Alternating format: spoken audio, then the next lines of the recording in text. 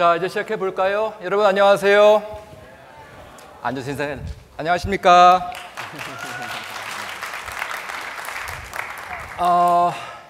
식사들 맛있게 하셨는지 모르겠습니다. 빅 텐트 서울 오후 세션에 오신 것을 환영합니다.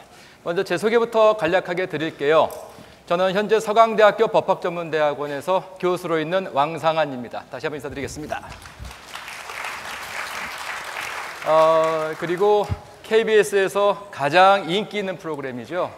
심야 토론의 진행을 맡고 있기도 합니다. 이때는 좀 웃음이 나오셔야 되는 것 같은데요. 저하고 이제 오늘 그 첫 번째 순서를 같이 하실 분을 제가 소개해 드릴게요. 앉아 계시니까 저도 앉아서 소개해 드리도록 하겠습니다. 현재 구글 본사에서 전 세계의 법률 대정부 관계, 기업 개발 그리고 신규 사업 개발 부문을 이끌고 계신 분인데요. 데이비드 드러먼드 씨를 소개합니다. 데이비드.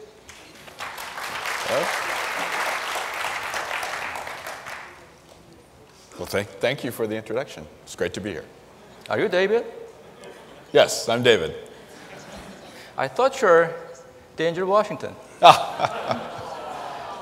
Denzel Washington's much older than I am. Okay. Well, today we're going to cover the topic innovation. But before I go to the topic, I'm very curious about yourself. What did you do for the innovating yourself to be here, like you, who is much younger than Denzel Washington? What did I do to innovate myself? Well, right. This is a bit of an innovation in itself. So I heard there was a lot of discussion in the previous panel about suits and ties. So for me, wearing a suit and tie is rather innovative. So that's my contribution. Okay. Then what innovation you may need further on your side? Is there anything you may need to innovate yourself? Well, I wish I could have innovated myself well enough to be able to actually speak Korean, but I understand that's a longer term project. Okay. But it must be your first time to come to Korea, correct? This is the first time, yes. So what's your impression here? So far, I'm very, very impressed. It's great energy, and so I look forward to the next couple of days to see even more. Okay, good. So we are going to cover about the three topics today with you. The first one is about the innovation by Google, of the Google, and for the Google, right? And the second topic will be about your suggestion you may have on Korea, for Korean society and Korean politics, maybe economies and internet, right? Okay. And the third one would be what we could do together for innovating the world, the Google and Korean community here, right? Great. So let's go with the first topic. So I'm just wondering what innovation would mean to Google. What would it be? Well, at Google, hopefully what it means is that we're building new and great things that people in the world will find useful and that will delight them and make them happier. So I know that's a very general way of saying it, but that's kind of how we look at it. We've got this motto around the company. Larry Page, one of our founders and our CEO, talks a lot about this camp that he went to when he was in high school. And I don't even remember I think it was a science camp of some sort. But the theme of the camp, or the motto of the camp, was to have a healthy disregard for the impossible. And what we mean by that is, we want to not just do small incremental things that make the world better, but hopefully do something that matters. And so innovation to us is both doing something new technically, but also doing something new that actually has an impact. You say for something new, innovation is required, correct? Probably. What do you mean probably? Well, you can figure out some kind of like misbehavior or something stupid to do that maybe isn't that innovative, but it's new. Right. The question that I had was because, they say the innovation is for the new. But what about for the old? You cannot do something for innovating to be old, something good, like a tradition or history? Well, no, I think it can be. I mean, one of the things that I think that we've been working a lot on at Google that is really exciting, and I know that we're working on this in Korea, is to show the cultural impact of the web, for instance, right? So cultural heritage, history, art, music, all those things that have been preserved and that are really local traditions, right? And some people call them old, and those aren't really for the web and the digital age, but we're finding ways to preserve them, make them more accessible to more people, to people outside the local culture. And so for all of that, we find has the potential to strengthen those traditions, right? Not sort of destabilize them, right? And so the web as a force for that kind of cultural preservation and indeed cultural extension of culture, we find really exciting. So that's an example of new technologies going in and extending something that is perceived as being old or traditional. So the innovation is not the destruction of the old. Yeah, I think that's the point. That's right. It doesn't have to be. Right. So then what about the things that you have preserved for innovating Google to be now and in the future? Things that we've preserved? Well, I think the number one thing is to preserve, that we've tried to preserve is kind of our principles and sort of our the ambition and the desire to do big things and not just incremental things. Because that's what we don't, we've through our history always been asked, what's your strategy, for this, what's your business strategy? As if we ever wrote it down. Like we never really have operated that way. Our strategy has been to try to create a platform so that we can innovate and so that we can create the conditions for super talented and creative people to come up with something that hadn't been thought of before. And that's about putting people together in small teams with people who they respect and give them the resources and so forth, and trying to see to let it happen. Right. And that's become more challenging. The bigger you get, the more challenging that gets. Right. And I think the constant for us is in the way that we continue to fight what we call big company-itis, is to keep our focus and keep going back to those first principles. But some say the creative destruction is an innovation. Do you agree with that? I suppose that's right. I mean, there's certainly the case that some older, not was it creative destruction that you have an automobile instead of a horse-drawn carriage, probably. So I think I believe that can certainly happen. But as I said before, it doesn't always have to happen. Then what would be the things or the target that the Google should creatively destruct to be a better innovation in the future?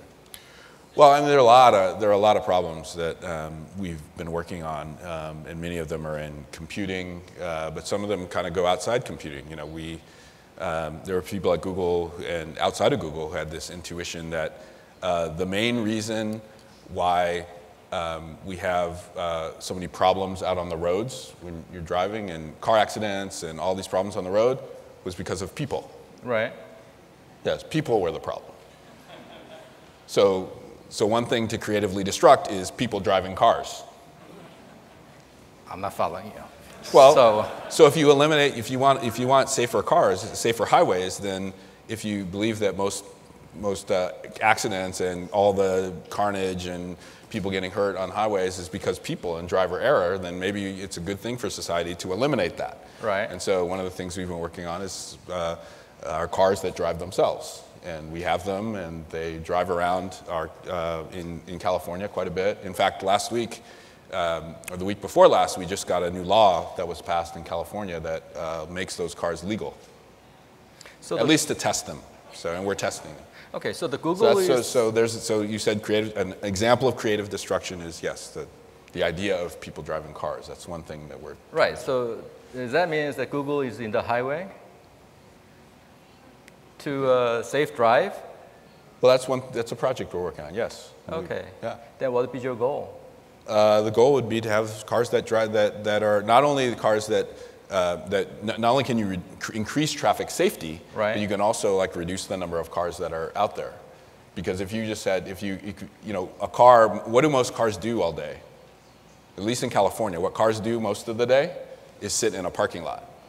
Okay. Right, and so as a result, we have traffic jams because everybody has to take their car and they have to bring it to the parking lot. So what if the car didn't need you, then it could just drop you off and then go pick up the other person and take them where they needed to go, and so on. So you have a lot fewer cars on the road. Or to learn the secret to safe drive and the fast drive with a factor, right? With the what? Safe drive Yes. and quickly drive. Yes. Right? How to do that? It's computing. All right. All right. You'd be surprised. It Good works. point. So you're innovating yourself every day, right? Your company is innovating every day, every minute, every hour, right? We try to. We're not always successful, but we try to. You're trying. Yes. Try to, but and again, so endless innovation, is that what you're pursuing and what you're doing now? Endless innovation. There's no end. Is that correct? Well, I don't think there is. I mean, I'm not one who believes in some kind of arbitrary limit to human potential. So if you believe that there is no such limit, then yes. And even if there is, we're so far from it that it doesn't really matter. Okay. Right? So let's move to the second topic, which is about your suggestions you may have for a Korean community. And to ask the question, we need to know your kind of impression. Maybe you have some evaluations on Korean economy or Korean society by now. So what would it be? Well, you know, since I've been in the country fewer than 24 hours, I don't to make a lot of prescriptions. You know, look, but we've been in Korea for some time, and we have a great team here that's working to bring Google services and products here. And you know, there's some observations. One thing is that you know, Korea is such an exciting place, and there's so much talent and creativity here, and the opportunity to build for sort of have internet growth and innovation, not just for the Korean market, for global, you know, starting from Korea and going global, is huge. And so, you know, we want to be a part of that. And so we're doing things like Big Tent and some of the work we're doing with the government and other agencies to sort of try to push forward the idea of startups and entrepreneurialism. You know, one thing that's been mentioned here before, you know, or this morning was, you know, the regulatory climate. You know, I think that one thing that I think might bear some more study and consideration here in Korea is the extent to which the government is regulating first when it comes to the internet, as opposed to waiting to see what happens and regulating, you know, around the edges. You know, as I said earlier today, it's, you know, the internet doesn't work well when it has to be done by permission. So what you'd like to try to do is let people innovate, let people build things, and then figure out what the problems are and try to fix them. We're going to cover this topic later on, but you raised the issue about the regulation. So my question is about, why do you think, you said regulating first, right? Mm-hmm. Why do you think Korean government tried to regulate first before they deliver it to the community? Why do you think so? Well, no, I think this isn't unique to Korea. You know, I think that the internet presents a lot of challenges. Right. You know, it has people communicating and sharing information and doing things probably shouldn't be doing, you know, across borders, and that's true all around the world. And so there's a natural, I think, impulse among some governments to say, well, what can we do to address this? You know, I think that in some cases, it's very problematic to even deal with it on a national level, right? That the only way you're going to deal with some of these problems, you know, is to deal with other governments and make sure you cooperate with them. And on other things, you know, there might be a national solution, but you want, if what you want to do is to foster growth and you want to have these startup companies, you want internet entrepreneurs to thrive, you have to think about allowing some flexibility and some space for that, and waiting to see how it develops. Compared with other countries, how would you evaluate the Korean regulatory environment? It'd be too much? Or small? I think we've seen signs that there are lots of, you know, the gentleman from Kakao who was presenting earlier, you know, who was, you know, he put up on, you know, his slide that said challenges to going global, right? Which is his, you know, he definitely has that opportunity, and the challenges he listed all had to do with government regulation, right? And my guess is that a similar startup company of similar size and level of success, and similar ambition in the United States probably wouldn't have those three things. The key challenges would not have been government regulation. And so I think that tells you something. However, you may agree with the fact that Korea is a leading internet country of the world, right? One of the leading countries. Absolutely. But on the other hand, they say there are too much regulatories against internet in Korea as well. But do you think those two things could go together? I mean, to be a leading country of the world and too much regulation on the other hand? It's possible. Certainly. The question is just whether do you want to be leading or do you want to be really leading, right? I mean, so how much opportunity do you sacrifice through regulation and through over-regulation? And so that's really the question. I have no doubt, as you said, Korea is already a leading internet country. It will continue to be so. The question is, can you catapult it even further and really take advantage of all the talent and creativity here and make that available to the rest of the world?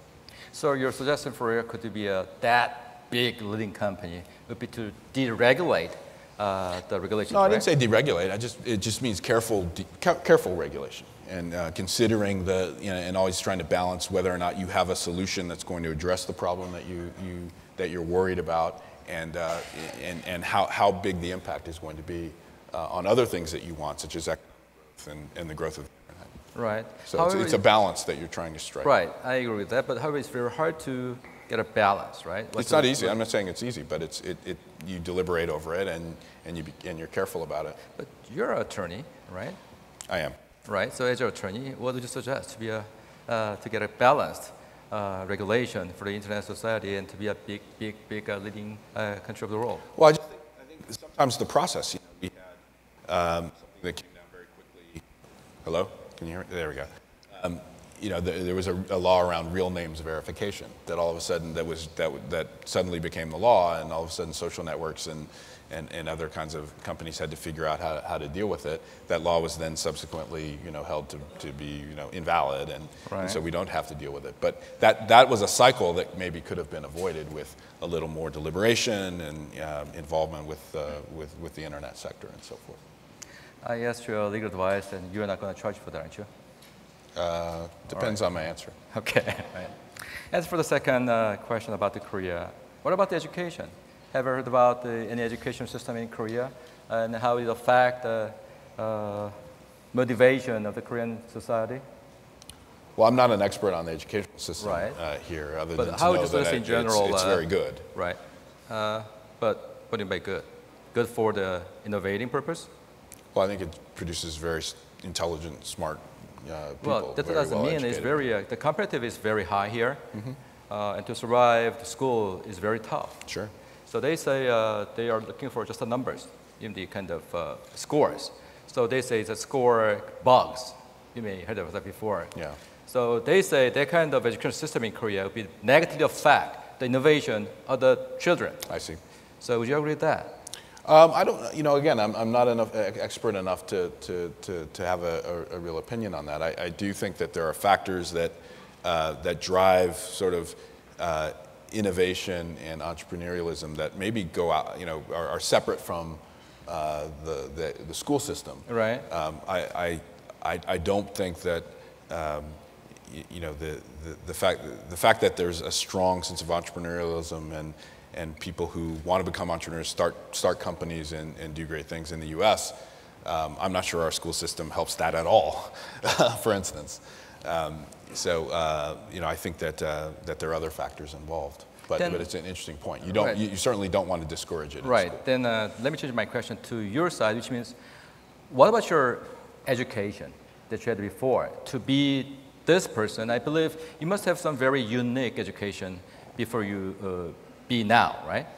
Me? Education? Yeah, you, right. And because you have been very successful, a good education, right? It's Stanford Law School. It's helpful to be in the right place at the right time as well. Could you tell me more in detail? No. I said no. I'm just saying. I'm just saying that. Yeah, I had a good education, but it wasn't special. Okay. I'm a lawyer like you. You have been. You were born in the U.S. Grown up there, right? I was born in the United States. Grew up in the United States, but knew I wanted to be a lawyer from when I was very small, and went to law school. But had no idea that there were lawyers who worked with startup companies and No, technology my question companies. was And so about my your- education, you asked me about my education, I Right. think the education I got has been the last 20-some years as a lawyer has been the best education, and that's Right. been working with companies like Google and others. But the question that I had was about recalling your old days, right? When you were Yeah. young, Yeah. when you're growing up. What do you think your kind of merit, good points of U.S. education that you had? Yeah. Right? You got my question is? So what do you think? What do you think that U.S. education, good points, that makes you to be now? Considering your educations before, there might be good things and bad things, right? In U.S. I think that, you know, first of all, I'm old enough to be able to say that the education system in You're in much the US, younger than well, Angel. I may be older than you think I am, but Right. but I'm old enough to know that the education system in the United States has gotten very significantly worse, and we used to do a much better job of consistently producing people with strong levels of aptitude or achievement in lots of different areas, and now it's much more individualistic. And so one of the things that our system does provide is for people who are highly motivated. Right. In the higher education system, for instance, the resources available to you if you really want to be the best computer scientist, if you really want to be the best philosopher, if you really want to be the best physicist. I mean, the higher education system in the United States provides you ample resources to do that. Our problem is that we are not, in the earlier stages of education, getting enough people up to the level where they can take advantage of those resources. So we need our education system to be broader. I think for the people who are high achievers, I think it does very well. Someone like me who was very motivated, who got a chance to go to very good schools and so forth, it worked out quite well. Motivation, good point. And what about the culture? In other words, we live in a society where the cultures are very important, right? But however, there's a strong need for us to change the culture as well. For that purpose, to achieve, what innovation should be achieved? In terms of cultural innovation? Cultural innovation and enhancement, yes, improvement. Boy, I don't know about that. I think one of the things that the internet's doing is making us all closer internationally. There's the concept of global citizenship, right, is something that I think has been talked about, but in the past probably for centuries, but not really real to people. I think the internet makes it real to people. I mean, you can be on your Facebook, page or using some Google service or be on YouTube or something and be interacting with somebody, across the globe who lives in very different circumstances from you in a very different culture, and we didn't have that before. And I think for all cultures who have, in countries where you've typically kind of been insular and looked, and thought locally, you have to think more globally now, and that there are issues of tolerance, of respect for different ways of doing things, and I think that's really important for this closeness that the internet's provided. That's really important, because if you don't have that, all the internet will do is magnify the differences, right, and create more conflict, right? Because if you just use it as the sounding board for your own views and your own national, cultural self-interest, right, then you just have more conflict, right? And I think that's, so if there's any cultural change that and the internet will not do this by itself. So in other words, the internet is not some, magic potion that because we're all connected, that means we're all going to get along. It doesn't, right? We still have to get along. We have to make special efforts to get along anyway, and with or without the internet. It just makes it possible for us to do it if we take advantage of it. Do you dance? Is that a trick question? No, not necessarily. On occasion. On what occasion? Not very well. What? The reason okay, that's what about the singing? Do you sing? Very, very badly. What part you need to innovate to be a good singer? I don't know if innovation is possible in that regard. Some things are just naturally not possible. That's one of them. Why did you try out a little bit? So that I could find out which part you improve? No, that's okay. I'd rather not do that. What about the dance? I'm definitely not going to do that. So, we're friends, and if you can produce Psy, right now, then I'll dance with. I'll do his dance. Like this? But he has to be on stage with me. All right. Well, actually, there must be something we could do together, right? For the innovating the world, for the better world, right? And for that, we need to find out something in common, right? The hobbies and some taste and some areas we could cooperate with each other, right? So for that purpose, to know with each other first, to do that, right? Mm-hmm. The reason I'm asking is that to see what we could do together to innovate the world between Google and Korea. So what do you think would be the kind of common thing that you have found so far for the cooperation in the future? What would it be in the Korean side, Korean community, Korean country? So what would it be for the Google side to work with first at this moment? What would your answer be?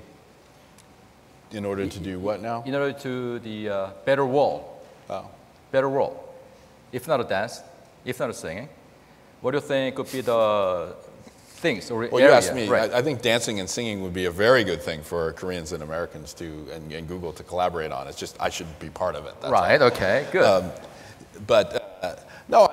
Look, I think that's part of the reason we're doing this, and we think that Korea is one of the places in the world that has you might say, disproportionate kind of impact, right, on the rest of the world, right, in terms of the ingenuity that's come from here, all the great manufacturing companies, now we're seeing the cultural impact of Korea around the world, and I think that's positive for all the reasons that I talked about earlier, right, about getting to know people, having more respect for cultures, having more of this concept of global citizenship means getting to know about how other people do things and realizing, hey, that's really cool. I can identify with that too, even though it comes from someplace else. And so I think at Google we'd like to partner with all institutions in Korea and people in Korea who want to be part of that.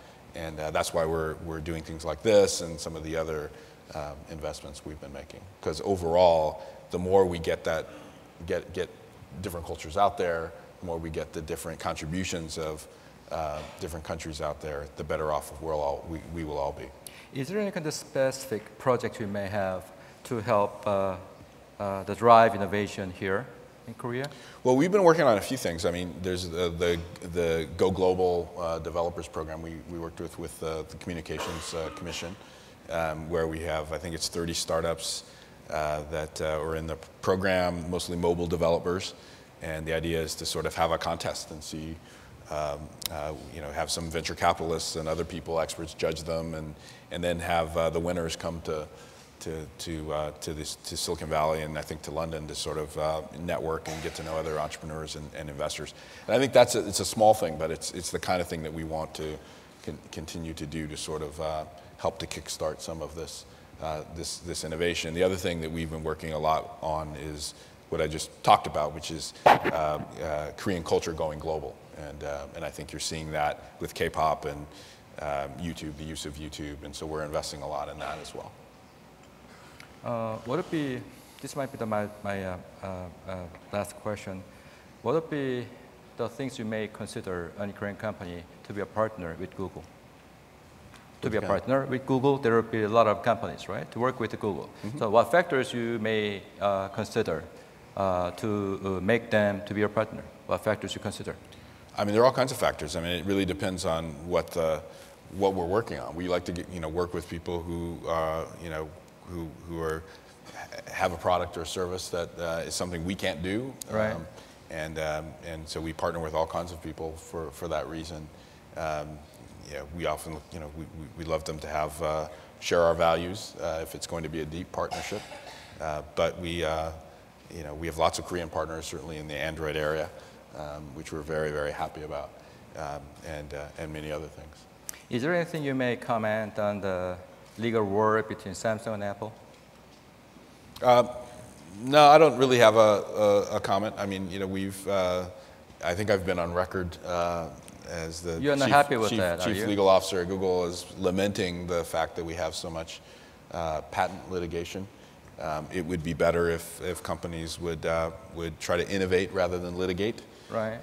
But we understand that there is a patent system and that some people may choose to do that. So, you know, we're focused on continuing to drive Android forward, to do the best thing for the user, and at the same time, we know we have to defend the ecosystem from attacks from people who want to use patents to stifle it. So we've, you know, it's one of the reasons we bought Motorola, right, to defend the ecosystem, and we'll continue to do that. Would they peacefully end the war? Look, I hope all of these things are end with a resolution so that the companies can move on and create and build great products rather than paying people like you and I to go to court. Why? What? Do you need to go to court together?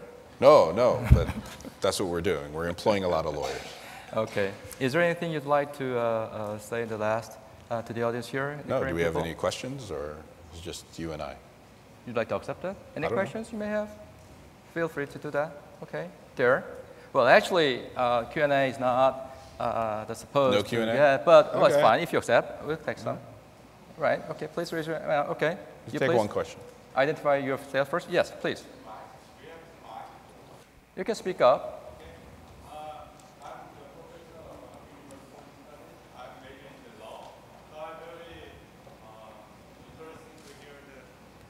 Thank you. I'm Jung Jun Ka. I'm from the Hanguk University of Foreign Studies. I'm teaching the law in my school. Actually, you are the best expert for the legal department, right? So I know Google is very busy for innovating the new thing. Also defend yourself in court, right? So yes. When I searched the Google in the Westlaw and Lexis, there are too many cases. So I'm wondering, what is the recent legal issue with Google? Oh, why do we have many legal issues? Yes. A few reasons. I think the number one has been that with lots of other internet companies, we were doing things that were new and that were different, that the laws had not really been drafted. The laws hadn't been written with the things that we were doing in mind. And so we pushed up against the definitions in the laws and what people thought. And we also pushed up against incumbent interests and people who benefited from the way the law was and wanted to keep us from doing what we were doing, whether it was in search or whether it was in advertising or other things that we were up to. So I think that a lot of the reason for the litigation is just internet, you know, the internet sort of running up against traditional legal ideas and the way the laws were written. I think also, you know, with success comes a lot of litigation. I think you're going to find a lot of people target you for that. And there's a category of things where we've deliberately pushed the envelope, if you will, where we thought that the law was unclear and that we should try to make it clear for the benefit of users. And we've done that a lot in the copyright area, for instance, where you have some content creators and others who want to have such an aggressive view of IP protection that it would stifle and prevent lots of entrepreneurial activity and a lot of freedom of expression from getting out. So we've in some cases actually pushed cases in order to create better law for the internet. Why so many issues for Google? I believe to help poor attorneys to make more money. Don't you think? That wasn't. For charity kind of, for lawyers. I don't think they need much of that. Okay, 이제 지금 다음 스케줄이 있어서요. 그 데이빗과의 시간은 아쉽지만 여기서 정리될 것 같습니다. Thank you. David, thanks for your time and have a wonderful time in Korea. Hope to Thanks see you very again. much. This is great. Okay. Right? Thank you. Okay. Take care. Thank you. Okay.